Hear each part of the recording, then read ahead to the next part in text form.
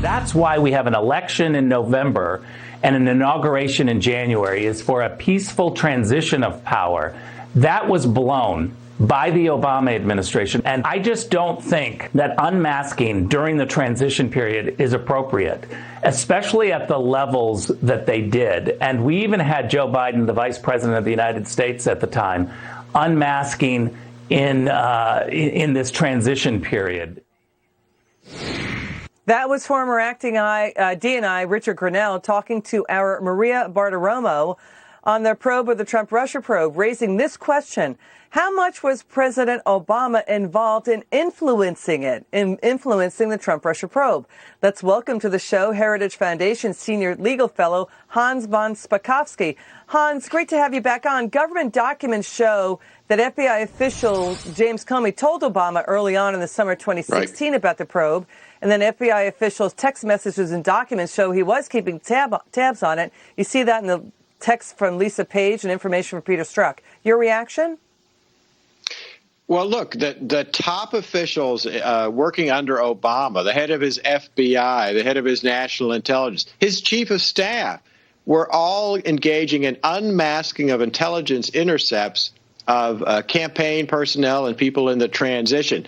Are we supposed to believe that they did all this without letting the president know about it, that he didn't participate in the decision-making on this?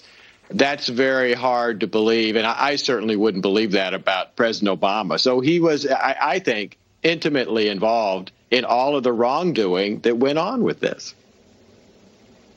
You know, Hans, it looks like President Obama pressured the FBI here. According to government documents, former FBI official Andrew McCabe told the DOJ IG, you know, why did the FBI push to have the discredited Steele dossier that had disinformation in it, Russia disinformation in it? Why did the FBI push it to have that put in the 2017 intelligence community roundup on Russian interference, even though the FBI knew it was discredited, it was not substantiated?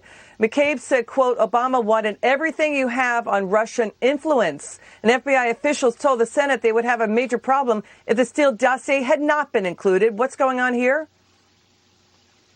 Well, either McCabe is telling the truth, that's the reason this totally discredited dossier was in there, or you have to believe that the top officials in our intelligence agencies and the FBI were totally incompetent in their jobs.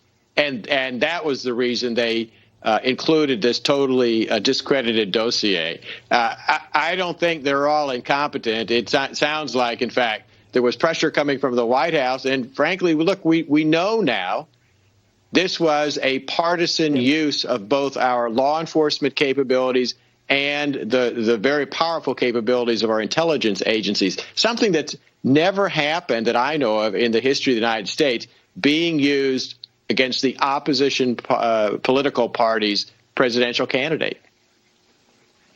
Yeah, you know, well, critics have accused President Obama and his administration of abuses of power. His administration literally spied on the media.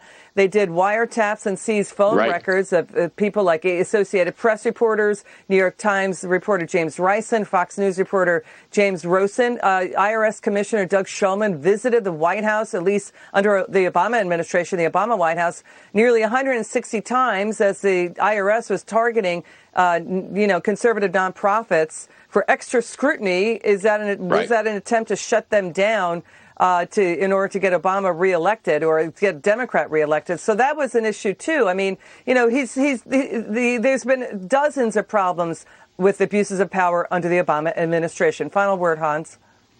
Yeah, particularly the spying on reporters. They did more of that than any other prior administration that I know of, and they seem to be totally unashamed about it.